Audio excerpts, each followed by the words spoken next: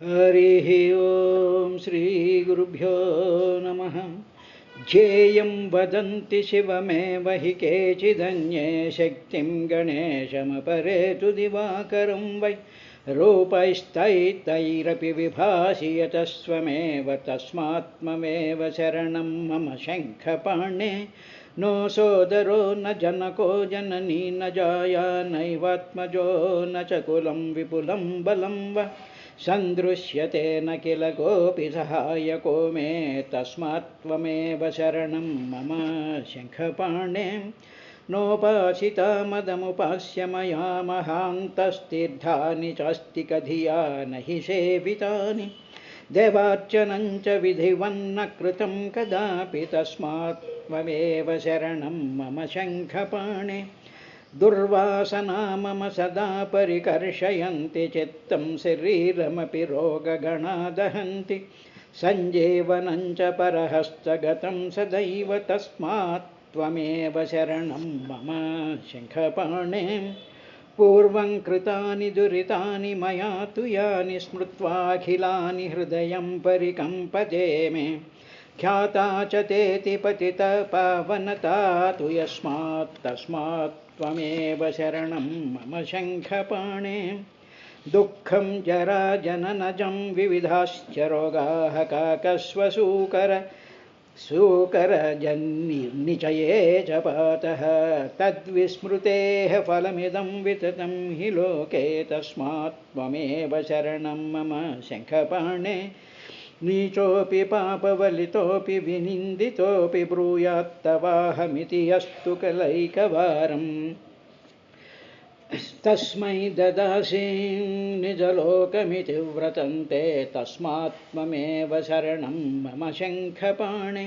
वेदेषु धर्मवचनेषु तथागमेषु रामायणेऽपि च पुराणकदम्बके वा सर्वत्र सर्वविधिना गतितस्त्वमेव तस्मात् त्वमेव शरणं मम शङ्खपाणे।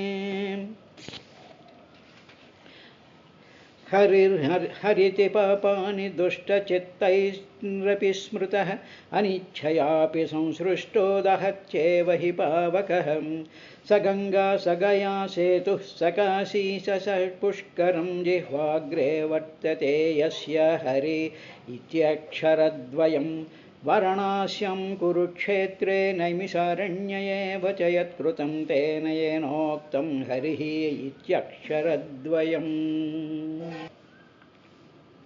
हरिः ओं श्रीगुरुभ्यो नमः। अपूपाराय सर्वसत्त्वगुणविशेषणाय अनुपलक्षितस्थानाय नमो वर्ष्मणे नमो भूम्ने नमो अवस्थानाय नमस्ते అని చెప్పి ఆదికూర్మ అవతారానికి సంబంధించినటువంటి మహామంత్రాన్ని సుఖబ్రహ్మ పరీక్షణ్ మహారాజుకు చెప్పాడయ్యా అని చెప్పి సూత మహర్షి నైమిషారణ్యంలో సౌనకాది మహర్షులకి వివరించిన తర్వాత ఇప్పుడు కనిపించినటువంటి ఆ కూర్మస్వరూపాన్ని మహాత్ముడైనటువంటి ఆ ఆర్యముడు అనేటువంటి ఆ పితృదేవత అధిదేవత అయినటువంటి ఆయన ఈ విధంగా స్తోత్రం చేస్తూ స్వామి నీవు యద్రూపమే తన్నిజమాయయార్పితం అర్థస్వరూపం బహురూపరూపితం సంఖ్యానయస్యాస్త్యధోపలభం లభం నాత్ తస్మై నమస్తే అవ్యపదేశరూపిణే అని చెప్పి మన భారతీయ సంప్రదాయంలో మన మహర్షులు తర్వాత మహానుభావులైనటువంటి వాళ్ళు మహాజ్ఞానులైనటువంటి వాళ్ళు ఈ ప్రపంచాన్ని లేకపోతే ఈ సృష్టిని ఈ లోకాలని ఏ విధంగా చూసారో అనేటువంటిది మనకి ఈ ఆధ్యాత్మిక గ్రంథాల్లో నిరంతరం కూడా కనిపిస్తూ ఉంటుంది. ఇక్కడ ఏమిటి అంటే పరమాత్మ అనేటువంటి ఉదాహరణకి మనం భావం చేద్దాం. పరమాత్మ అనేటువంటిది ఒక బ్రహ్మాండమైనటువంటి ఒక అగ్ని తేజము లేకపోతే వెలుగుల పుంజము అని మామూలుగా మనం ఒక భావన చేసుకోవాలి. మన మనసుకి ఆ భావన ఉండాలి కాబట్టి ఒక వెలుగుల పుంజము అనుకుందాం. ఇలా వెలుగుల పుంజంలో ఉండేటువంటిది మామూలుగా ఏంటంటే మన కళ్ళు మన ఊహ ఎంతవరకు వెళ్తుంది అంటే అంతవరకు ఉంటాం. ఇప్పుడు ఈ వెలుగుల పుంజాన్ని కానీ లేకపోతే అదే చైతన్య ప్రకాశం అని కానీ అనుకున్నట్లయితే ఆ చైతన్య ప్రకాశమే ఆ వెలుగుల పుంజమే ఇప్పుడు మనం చూస్తూ ఉండేటువంటి మొత్తం అంతరిక్షం అంతా కూడా వ్యాపించిపోయింది అనేటువంటి భావనను మనం ఎక్స్టెండ్ చేద్దాం. మొత్తం అంతా వ్యాపించిపోయింది, అది ఒక వెలుగుల పుంజము లేకపోతే ఒక చైతన్య ప్రకాశము. ప్రకాశం అంటే వెలిగించేటువంటిది అనుకుందాం. ఇప్పుడు ఆ చైతన్య ప్రకాశమే ఆ దాంట్లోనే నిజమాయ ఆ అదే పరమాత్మ అని మనం ఊరికనే మన అండర్స్టాండింగ్ కోసం మనం భావన అలా చేసుకున్నట్లయితే దాంట్లో నుంచి నిజమాయ ఆ వెలుగుల పుంజంలో ఆత్మ ఆ చైతన్య ప్రకాశంలో అది సర్వవ్యాపమైనటువంటి నిరాకారంగా ఉండేటువంటి దాంట్లో ఒక మాయ అనేటువంటి ఒక శక్తి ఉన్నది, అంటే ఒక ఎనర్జీ ఉన్నది. ఆ వెలుగుకి ఒక ఎనర్జీ ఉంది, ఇది కూడా మనం అసంప్షన్ చేసుకోవాలి. ఒక శక్తి ఉన్నది, అది ఏం చేస్తుంది అంటే సర్వ పదార్థాల్లోనూ ఇప్పుడు ఈ మాయాశక్తి ఏం చేస్తుంది అంటే ఆ మాయాశక్తిలో నుంచే ఈ ప్రపంచాలు ఫార్మ్ అవడానికి కావలసినటువంటి మ్యాటర్ అంతా కూడా ఆ వెలుగులోనే ఉంది, ఆ చైతన్యంలోనే ఉంది. ఆ మ్యాటర్ మొత్తం అంతా కూడా చాలా సూక్ష్మ రూపంలో ఒక ఎనర్జీ రూపంలో ఉండేటప్పటికి అప్పుడు ఈ మాయాశక్తి, ఇది శక్తి, మాయా అంటే అది ఒక శక్తి, మయ్యతే అనయా ఇది మాయా అంటే ఏమిటి, ఆ శక్తి డైమెన్షన్స్ని క్రియేట్ చేస్తూ వస్తూ ఉంటుంది. ఒక నక్షత్రం ఉందనుకోండి, ఒక నక్షత్రానికి ఎంత డైమెన్షన్ ఉండాలో అంత డైమెన్షన్ ఆ కొలతని ఆ వెలుగులోనే ఉండేటువంటి పదార్థంలో నుంచి ఆ వెలుగులో నుంచి ఆ పదార్థాన్ని తయారు చేసి ఒక నక్షత్రం కింద ఈ మాయాశక్తి అలాగా అంతరిక్షంలో ప్రొజెక్ట్ చేస్తూ ఉంటుంది. ఈ మాయాశక్తి ఎక్కడుంది, ఈ వెలుగులోనే, ఈ చైతన్య ప్రకాశంలోనే ఉంది. అదే ఆత్మ లేకపోతే అదే పరమాత్మ, అందులోనే జ్ఞానం ఉంది, అదే సత్యం, అదే నిత్యం శుద్ధం బుద్ధం ముక్తం. ఆ వెలుగే ఇన్ని రకాలైనటువంటి క్వాలిటీస్, అదే అవ్యయం. ఇప్పుడు ఆ మాయాశక్తి ఏం చేస్తుంది అంటే ఈ పదార్థాలన్నిటినీ కూడా బయటికి లాగుతుంది. కాబట్టి ఇలాగా బయటికి లాగేటప్పటికి ఏమైపోతుంది, అందులో నుంచి నానా రకాలైనటువంటి లోకాలు ఫార్మ్ అవుతున్నాయి. నక్షత్రాలు కానీ మా గ్రహాలు కానీ గెలాక్సీలు కానీ ఇవన్నీ కూడా దాంట్లో నుంచి అవన్నీ ఇలా ఫార్మ్ అవుతున్నాయి. ఈ జగత్తు అప్పుడు ఏమవుతుందంటే అలాగ వచ్చినటువంటి ఆ పదార్థాలకి నామరూపములుగా భాషిస్తూ ఉన్నది. ఇప్పుడు మనం అలా చూస్తూ ఉండేటప్పటికీ ఒక ఇప్పుడు ఒక వెలుగులు పుంజంతో ఉండేటువంటి ఒక నక్షత్రం ఆకారంలో వచ్చిందండి. వెంటనే మనం చూసి అది నక్షత్రము అనేటువంటి ఒక ఐడియా, నామం అంటే ఒక ఐడియా, ఓహో ఇలా ఉంటే ఇది నక్షత్రం, ఇలా ఉంటే ఇది గ్రహం, ఇలా ఉంటే ఇది చెట్టు, ఇలా ఉంటే ఇది సింహం, ఇలా ఉంటే ఒక పులి అనేటువంటి నామము అంటే ఒక ఐడియా. ఆ ఆకారాలకి తగ్గట్టు దానితో ఒక ఐడియా వచ్చి దానిని నామము అంటాం. ఇప్పుడు ఆ నామం దేనివల్ల మనకి ఆ భావం కలుగుతుంది అంటే ఆ రూపం వల్ల కలుగుతుంది. సింహాన్ని చూసి మనం చెట్టు అనలేంగా. కాబట్టి నామరూపాత్మకంగా ఈ శక్తి ఏం చేసిందంటే ఆ శక్తిలో నుంచి ఇవన్నీ ఒక్కసారి ఇలాగ బయటకు ప్రొజెక్ట్ చేసేసేటప్పటికి ఈ మాయాశక్తి తనలోనే ఉండే పరమాత్మలోనే ఉండేటువంటి ఇవన్నిటిని బయటికి లాగి ఇలా ప్రొజెక్ట్ చేసేటప్పటికి మనం చూస్తూ ఉండేటువంటి ఈ మొత్తం బ్రహ్మాండాలు అన్నీ కనిపిస్తున్నాయి. అందువల్ల ఆ బ్రహ్మాండ జనని అంటారు అమ్మవారిని, ఆ మాయాశక్తి అన్నమాట, బ్రహ్మాండ జనని. అలాగా ఈ నామరూపాత్మకంగా భావిస్తుందయ్యా. తరువాత అది బహురూపరూపితం, అందులో కూడా ఒకే రూపంతో అనేక రూపాల కింద భాషిస్తుంది అదంతా కూడా. అంటే మనం కౌంట్లెస్ ఆకారాలతో కనిపిస్తూ ఉంటుంది. బహురూపరూపితం ఏతత్, ఏదైతే ఇప్పుడు మనం చూస్తూ ఉన్నామో అది ఈ జగత్ యది రూపం. అసలు ఇంతకీ ఆ రూపం ఎక్కడి నుంచి వచ్చింది? పరమాత్మ ఇందాక అనుకున్నటువంటి ఆ వెలుగుల పుంజంలో నుంచి ఆ చైతన్య నిత్యశుద్ధ బుద్ధ ముక్త స్వభావమైనటువంటి జ్ఞానమైనటువంటి ఎగ్జిస్టెన్స్ సత్ అనేటువంటి దాంట్లో నుంచే కదా మాయాశక్తి వచ్చి దాన్ని ఇలా పైకి లాగి విని చూస్తుంది. కాబట్టి ఈ పదార్థాలన్నీ దేంతో తయారు చేయబడి ఉన్నాయి? ఆ పరమాత్మ యొక్క స్థితితోనే కదా, అందులోనే ఉండేటువంటి దానితోనే కదా ఇవన్నీ తయారు చేయబడి ఉన్నాయి. కాబట్టి ఇప్పుడు ఇప్పుడు ఏం జరుగుతోందంటే నీ మాయాశక్తే వీటిలన్నిటినీ ప్రకాశింపజేస్తోంది. ఆ మాయాశక్తే ఆ మాయాశక్తికి వెలుగుందిగా. మాయాశక్తి ఎక్కడి నుంచి వచ్చింది? ఆ వెలుగులో నుంచే వచ్చిందిగా. ఆ వెలుగే తను తయారు చేసినటువంటి పదార్థం మీద ఆ వెలుగుని ఫోకస్ చేసేటప్పటికి ఆ వెలుగే సింహం మీద పడి సింహం, చెట్టు మీద పడి చెట్టు, నక్షత్రం మీద పడి నక్షత్రం, చంద్రుడి మీద పడి చంద్రుడు అని మనకు ఏ విధంగా కనిపిస్తున్నాయంటే మన కళ్ళు అనుకుంటాం. కానీ మనలోనే ఉండేటువంటి జ్ఞానము మన కళ్ళ ద్వారా పైకి ప్రసరించి ఆకాశం అంతా కూడా వ్యాపించిపోయి ఇది ఆకాశము అంటున్నాం. అదే సముద్రం మనలోనే ఉండేటువంటి జ్ఞానం కళ్ళ ద్వారా జ్ఞానం అంటే తెలుసుకునేటువంటి వెలుగు అన్నమాట. ఈ వెలుగే కళ్ళ ద్వారా వెళ్ళి సముద్రం మీద పడి ఇది సముద్రము అంటోంది. అదేవిధంగా మనలోనే ఉండేటువంటి ఆ మాయాశక్తి స్వరూపమైనటువంటి ఆ వెలుగే కళ్ళ ద్వారా వెళ్ళి ఈ సమస్తమైనటువంటి వస్తువుల మీద పడి నామరూపాత్మకంగా భావిస్తోంది. ఈ విధంగా కానీ వీటిలన్నిట్లోనూ ఏది ఉంది అంటే ఆ పరమాత్మ యొక్క చైతన్యం, ఆ వెలుగు, ఆ సత్యం, ఆ జ్ఞానం నిరాకారం. జ్ఞానానికి ఏ ఆకారము ఉండదు, సత్యానికి ఏం ఆకారం ఉండదు. ఆ సత్యస్వరూపంలో నుంచే ఇవన్నీ వచ్చి ఇవన్నీ నీకు కనిపించేటట్టు చేసేటువంటిది స్వామి నీలోనే ఉండేటువంటి మాయాశక్తి.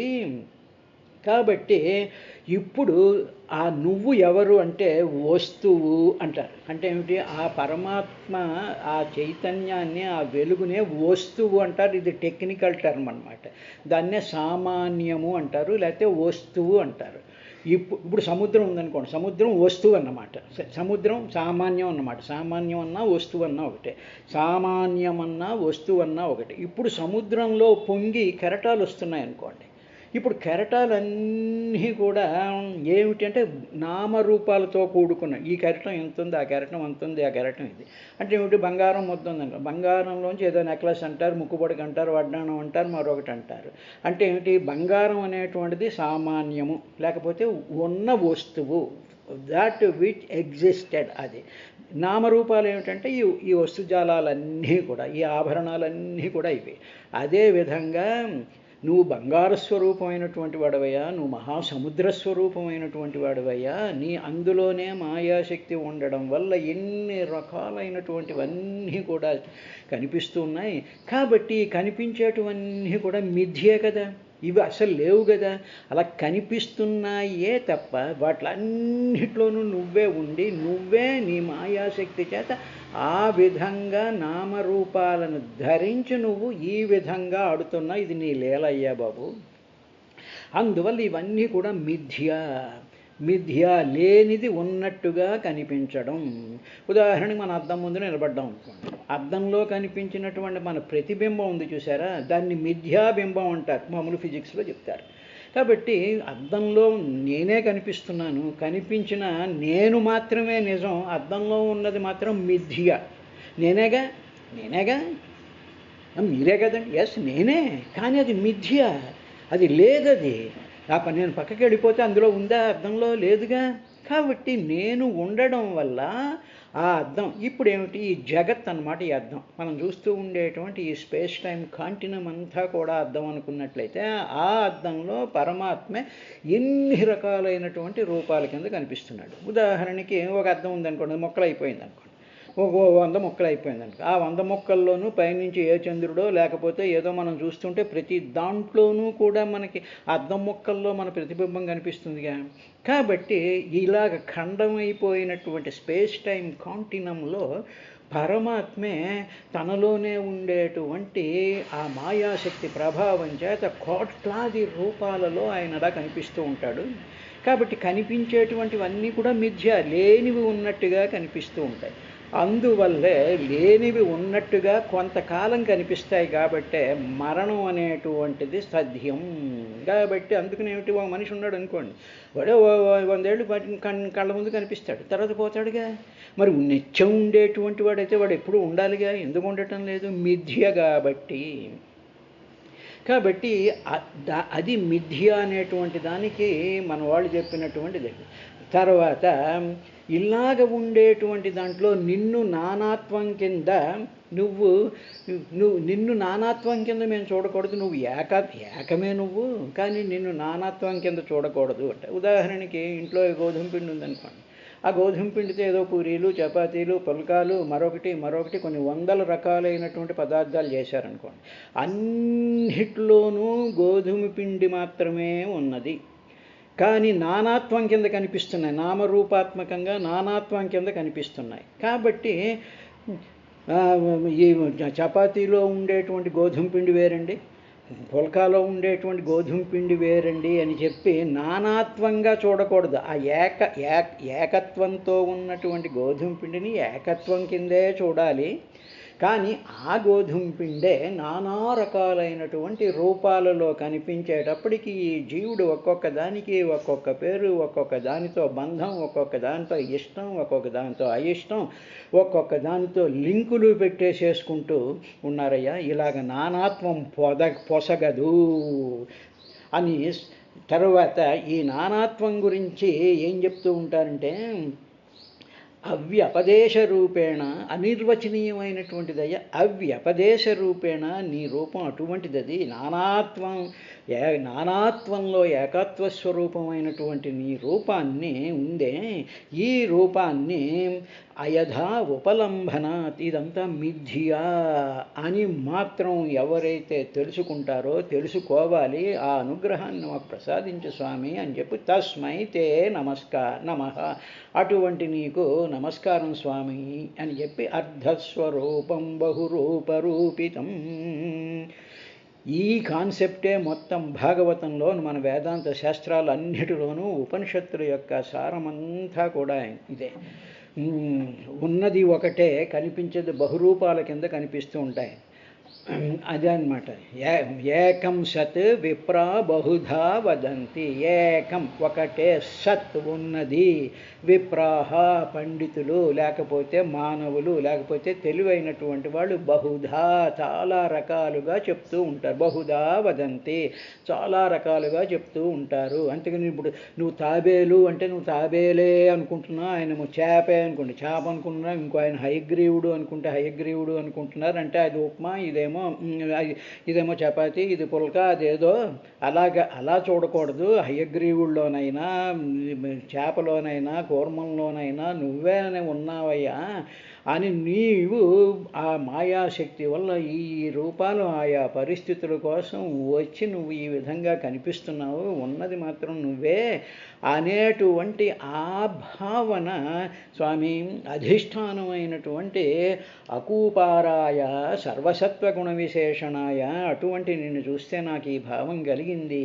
అని చెప్పి ఆ శ్రద్ధాదేవత, ఆ పితృదేవత గణాధిపతి అయినటువంటి ఆర్యముడు ఆ విధంగా స్తోత్రం చేసి ఇంకా ఏమన్నాడంటే, జరాయుజం శ్వేతజం అండజోద్భిదం చరాచరం దేవర్షి పితృభూతమైంద్రియం ద్యౌః ఖలక్షితిశైల సరిత్ సముద్రద్వీపగ్రహక్షేత్రభిధేయ ఏకః ఒకటేనయ్యా.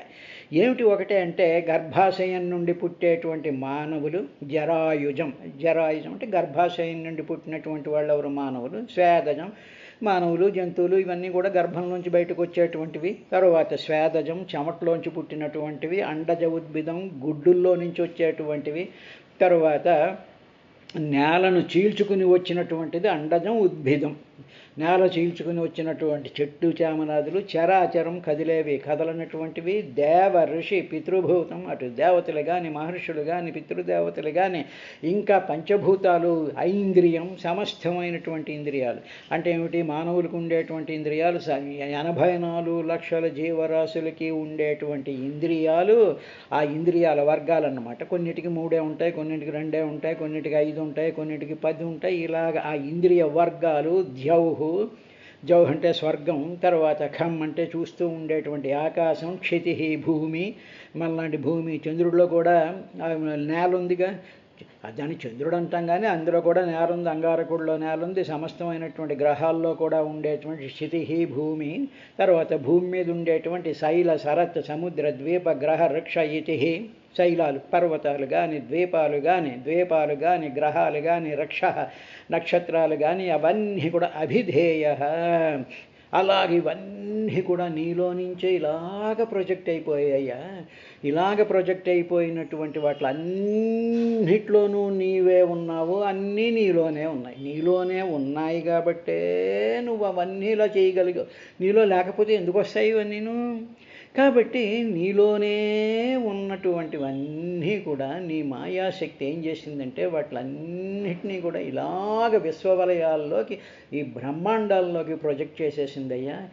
కానీ అన్నిట్లోనూ నువ్వే ఉన్నావయ్యా. అన్ని పదార్థాల్లోనూ ఇందాక చెప్పిన ఎగ్జాంపుల్లో గోధుమ పిండి ఉన్నట్టే, బంగారం ఉన్నట్టే, కరటాల్లో సముద్రం ఉన్నట్టే అన్నిట్లోనూ నువ్వే ఉన్నావు. కానీ ఆ నానా విధమైనటువంటి రూపాల కింద కనిపించడం అనేటువంటిది మిథ్య. ఇప్పుడు మేము చూడవలసింది ఏమిటి అంటే నిన్ను చూడాలి తప్ప నీ ఆ రూపాలలో వ్యక్తమవుతున్నటువంటి వాటిని కాదు. కాబట్టి ఓ మంచి మనిషి ఉన్నాడు అనుకోండి, వాడు చాలా మంచివాడండి, ఆయనండి ఎంతో ఇదండి ఇదండి అని చెప్పి ఆయనకి దండలు వేసి ఆయన చుట్టూ తిరిగి ఆయన పాదాలకు నమస్కారం పెట్టి ఆయనతో పక్కన నిలిచిపడి ఫోటోలు తీసుకుంటూ ఇవన్నీ చూస్తూ ఉంటాం. అదే దుర్మార్గుడు ఉన్నాడు అనుకో, అమ్మో వాడు దుర్మార్గుడండి, వాడు జోలికి వెళ్ళకూడదండి, వాడు కొడతాడండి, వాడు ఇచ్చేస్తాడండి, అది చేస్తాడు. ఈ ఫోటోలు తీయించుకునేటువంటి వాడిలోనూ పరమాత్మే ఉన్నాడు, ఆ పరమ దుర్మార్గుల్లోనూ పరమాత్మే ఉన్నాడు. మనం కజ్జి వస్తున్నప్పుడు అనేక మంది జన ప్రవాహం ఉంటే వాటిల్లో కూడా ఆయనే ఉండి ఆయా రూపాలతో ఆయనే కదులుతున్నాడు. ఆ తేజస్సు, ఆ శక్తి, ఆ తేజం, ఆ సత్యం, ఆ జ్ఞానం అంతా కూడా ఇలా కదులుతోంది అని అలాగ మనం మనసుని కానీ మనం పెట్టుకున్నట్లయితే, ఆ మనసులో ఆ భావాన్ని కానీ మనం నింపుకున్నట్లయితే అప్పుడు మనకి ఆ ఏకత్వం కనిపిస్తుంది. అందువల్లే చాలా క్లియర్, జరాయుజం స్వేదజం అండజం ఉద్భిదం చరాచరం దేవర్షి పితృభూతమైంద్రియం జౌఃఖం క్షితి శైల సరి సముద్ర ద్వీప గ్రహ క్షేత్రభి ఏక ఒకటే, అదంతా ఒకటే. అలాగా అన్నిట్లోనూ ఏకత్వం చూడడమే ఉన్నది అదే అని ఆ అనుభవపూర్తి. ఇప్పుడు థియరిటికల్గా మనకు తెలుస్తుంది, ఊహించుకోవడానికి ప్రయత్నం చేస్తున్నాం, కానీ అది అనుభవంలోకి రావాలి.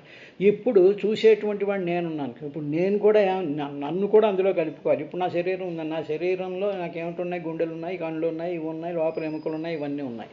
ఇవన్నీ కూడా జంతువులు అనుకోండి, నానా రూపాలతో, ఇంకా ఎముకలు వేరుగా ఉంటాయి, ఇవన్నీ వేరుగా ఉంటాయి. వీటిలన్నిట్లోనూ కూడా ఒక వెలుగుంది, వీటిలన్నీ కూడా ఒక చైతన్యంతో ఉంది, ఇవన్నీ కూడా ఒక జ్ఞానం, ఇదన్నీ కూడా ఇది సత్యం, అది నిరాకారమైనటువంటి ఆ ఆత్మస్వరూపం. అది ఆ ఆత్మ నాలోనే ఉండేటువంటి ఆ ఆత్మస్వరూపమే ఎముకల కింద, వీటిల కింద, వాటిల కింద ప్రొజెక్ట్ అయ్యి ఇది నా దేహం అనేటువంటి ఒకానొక భావాన్ని ఇస్తోంది అని మనం ఈ శ్లోకానికి అలా అన్వయం చేసుకున్నట్లయితే అప్పుడు మనం ఏం చేయొచ్చు అంటే, మనం అలా కూర్చుని ప్రశాంతంగా ఇంకా ఏ విధమైనటువంటి డిస్టర్బెన్స్ లేకుండా ఒక్కసారి కళ్ళు మూసుకొని ఓం నమో భగవతే వాసుదేవాయ.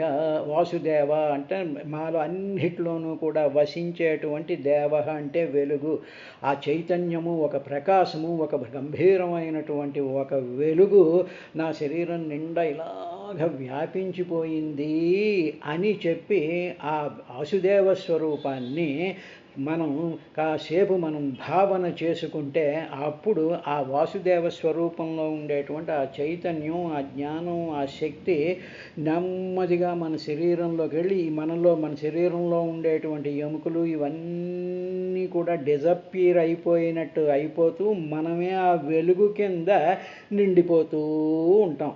ఇది సాధన, ఇది భక్తి. అంటే ఆ స్వస్వరూపాన్ని నిరంతరము కూడా ధ్యానం చెయ్యడమే భక్తి అంటారు. స్వస్వరూపానురక్తి భక్తి. స్వస్వరూపం అంటే అదన్నమాట.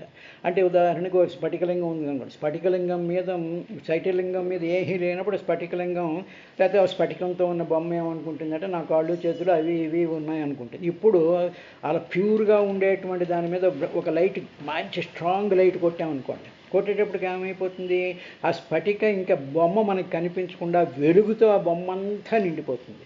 అప్పుడు ఇంకా ఆ కాళ్ళు చేతులు ఆ లోపల ఉండేటువంటివి ఇంకా అవన్నీ కూడా వెలుగులో మెర్జ్ అయిపోతాయి, కలిసిపోతాయి.